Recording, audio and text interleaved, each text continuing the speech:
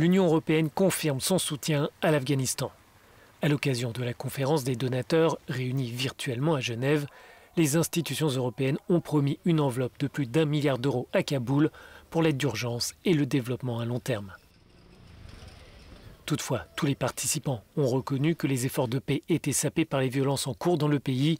Près de 6 000 personnes ont été victimes cette année des combats, dont 31% d'enfants et 13% de femmes. Il faut comprendre que dans ces discussions, après l'accord de Doha entre les États-Unis et les talibans, il y avait 5 chapitres, 4 sont complétés. Le dernier concerne le cessez-le-feu.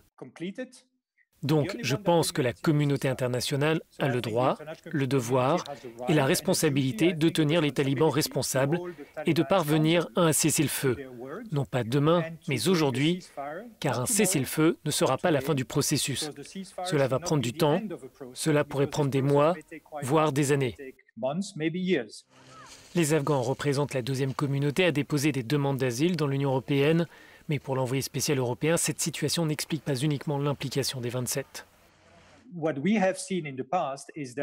Nous avons vu par le passé que l'instabilité en Afghanistan avait des répercussions ailleurs dans le monde, comme en Europe. Les Afghans sont aujourd'hui la principale population de migrants illégaux en Europe. C'est un point très important et nous devons trouver une façon d'accompagner cela et de nous concentrer sur les causes profondes. Il y a aussi le trafic de drogue. L'Afghanistan est le premier producteur d'héroïne au monde.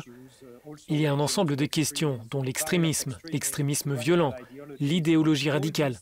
Tout cela peut dépasser les frontières afghanes et atteindre nos pays. Le retrait des forces américaines et étrangères fait partie de l'accord conclu entre Washington et les talibans, mais pour de nombreux experts européens, ce départ risque de déstabiliser le fragile processus de paix. Avec l'annonce du retrait des forces américaines, Donald Trump laisse un cadeau empoisonné au président élu Joe Biden.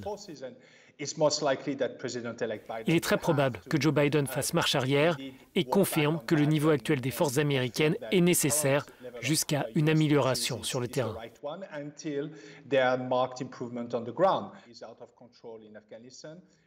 D'après Fabrice Potier, le rôle de l'Union européenne ne peut que se cantonner à apporter un soutien financier.